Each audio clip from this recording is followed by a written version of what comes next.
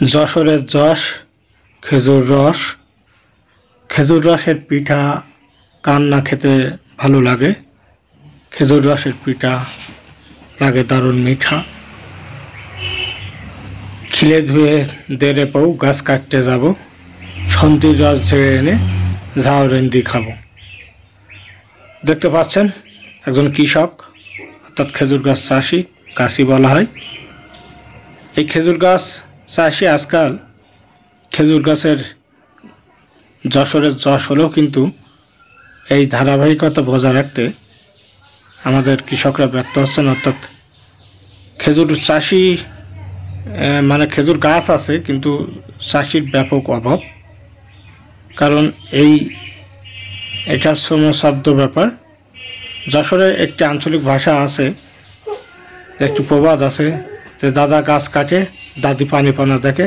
অর্থাৎ এই খেজুর গাছ কাটা কিন্তু সমসাধ্য ব্যাপার। খেজুর গাছে ওঠা, তারপর বাল ধরা দা দিয়ে, অর্থাৎ বাল ধারাতে বালি ধারা, অর্থাৎ বালি দিয়ে একটি কাঠের উপরে এই দাটা ধার করা হয় এবং দাটা রাখার জন্য একটি ঠোঙা লাগে এবং মাথায় যে দড়িটা দেখতে পান, যেটা খেজুর গাছের সাথে বেঁধে কৃষকরা বল প্রয়োগ করে, সেটাকে দড়ি, অর্থাৎ এই দড়িটা কিন্তু দড়া বলা হয়। দড়ি। এই দড়া খুব শক্ত হয় এবং কুচটা পাকায় এটা করে। মাথায় দেখতে পাচ্ছেন, মাথায় কিন্তু একটি বস্তা আছে যাতে ওই দড়া যাতে আঘাত না লাগে বা ব্যথা না পায়। আমাদের কৃষকরা কিন্তু দেখতে পাচ্ছেন গা ঘেমে যায়। একটি খেজুর গাছের চোখ যেটা কাটছে সেটা কিন্তু একটি চোখ, নিখুঁত আসলে কিন্তু চোখ কাটা হয়। প্রথমত শীতের শুরুতেই বা শীতের আগমনের সময় অগ্রহায়ণ মাসের দিকে গাছ তোলা হয়। অর্থাৎ খেজুর গাছ যে এগুলো আছে ডাটা পাতা সহ, এগুলো কাটা বেগু বলা হয়। এই বেগুগুলো দিয়ে তোলা হয়। তোলার পরে এগুলো চাষ দেওয়া হয়, চাষ দিয়ে পরিষ্কার করা হয়। পরিষ্কার করার পরে 3-4 দিন পর পর এটা কৃষকরা কাটে এবং রস হয়। চাষ দেওয়ার পরে কোনো দিন আবারও চাষ দেওয়া হয় এবং চাষ দিয়ে সেই দিন প্রথম নলি পোতা হয়। অর্থাৎ একটা বাঁশের কঞ্চি দিয়ে ওই নলি দিয়েই নলি এবং কানাজ বাঁধানোর জন্য 2টো খুঁটি পোতা হয়। অনেক সময় এই চোখ পরিষ্কার রাখার জন্য উলা রসের চোখ বা ঘোলা রস, উলা রস চোখ পরিষ্কার রাখার জন্য কাঠিও রাখা হয়, একটি কাঠি গুঁজে রাখা হয়। সেটা সাধারণত খেজুরের কাঠা দিয়ে তৈরি হয় এবং ভাঁড় বাঁধানোর, অর্থাৎ ভাঁড়ের মুখে কিন্তু একটি দড়ি থাকে, দড়িকে কানাস বলে। এই হচ্ছে টোটাল খেজুর গাছের সিস্টেম। এবং এইভাবে বালি ধারা, বালু দেওয়া হয়, ধার করা হয়। তারপর দড়া, মাজায় বাঁধা দড়া এবং ঠং, যেটাই তা রাখা হয় ঠং, এগুলো নিয়েই কৃষক কিন্তু কাজ করে। এবং চোমর দেখতে পাচ্ছেন যে চোমর মানে খেজুর বের হয়, যেটাকে চোমর বলা হয় খেজুর গাছের। এভাবেই কিন্তু আমাদের চাষিরা জিরেন রস পায়। এই জিরেন রসের প্রথম যে গুড় হয় সেটা বীজ মারলে দানা গুড় হয় অথবা পাটালি হয়।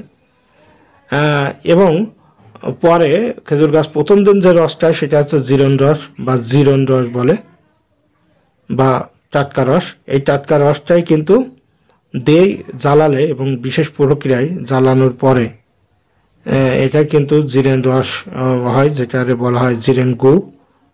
এরপরে সরিষা ফুট আছে, বিভিন্ন সরিষা কালার হয় যখন জ্বালাতে এই রসগুলো গুড় হয়ে যায়, জিরেন রসের গুড়, এবং দানা পড়ে যায়। গুড়গুলো দীর্ঘদিন রেখে দিলে আবার এই গুড়গুলো আরও বীজ গুড়, যা পূর্বের রাখা গুড়, দই পাতার মতো বীজ গুড় দিয়ে মারা বলে, সেটা করলে কিন্তু বীজ মারার পরে কিন্তু পাটালি হয়। আর দ্বিতীয় দিন যে রসটা হয়, অর্থাৎ যখন গাছ গাজিয়ে যায়, সেটা আমাদের বলা হয় উলা রস। উলা রসের গুড় কিন্তু টক লাগে, এটা পাটালি হয় না। তো আমরা যেটা দেখলাম যে আমাদের যশোরে কিন্তু এই খেজুর গাছ কাটা নিয়ে অনেক কথা আছে। আমরা আজকে আপনাদেরকে আদ্যপান্ত দেখালাম একজন কৃষকের, যে খেজুর গাছ চাষি, একজন গাছই, সে কীভাবে দেখতে পাচ্ছেন আবার পরিষ্কার করে দিচ্ছে, নলির মুখটাও কিন্তু পরিষ্কার করে দিচ্ছে এবং রস আসবে এরপরে ভাঁড় পাতানো হবে। এটাই হচ্ছে যশোরের খেজুর রস এবং বিখ্যাত সেই খেজুর রস, যেটা পিঠা হয় খুব মধুর এবং সুস্বাদু। মুড়ি দিয়ে অনেকেই এক গ্লাস খেজুর রস খেয়ে নেয়। তো এ নিয়ে কিন্তু যশোরে অনেক প্রবাদ আছে, যে দাদা গাছ কাটে, দাদি পানি পানা থাকে। আপনারা দেখতে পাচ্ছেন একজন কৃষক কিন্তু এই গাছটি কাটতে প্রায় 10 মিনিট সময়ের প্রয়োজন হচ্ছে এবং খুব নিখুঁতভাবে কাজ করছে এবং ভাঁড় দিয়েই কিন্তু সে নেমে আসবে। কাল সকালে হয়তো 1 ভাঁড় বা আধা ভাঁড় রস এই যে ঠোঙের ভিতরে দাঁটা রাখলো। তো খিলে ধুয়ে দেব গাছ কাটতে যাব, সন্ধ্যা রস ঝেড়ে এনে যাও রেন্দি খাবো, খিলে ধুয়ে দেব গাছ কাটতে যাব। সেই সাথে কিন্তু দাদা গাছ কাটে, দাদি পানি পানা দেখে। অর্থাৎ গাছ কাটা কিন্তু পানি পানা নয়, দেখতে পাচ্ছেন কষ্টসাধ্য শ্রমসাধ্য ব্যাপার। তবে কৃষকরা রস এবং গুড়ে যাতে ভেজাল না মিশায় সেই অনুরোধ করব। আমরা খাঁটি গুড় পেতে চাই এবং তরুণ প্রজন্মকে বলবো যে গাছ কাটে আগ্রহী হন, গাছ চাষে আগ্রহী হন, খেজুর গাছ চাষি। সকলকে ধন্যবাদ জানাচ্ছি। আমাদের চ্যানেলটি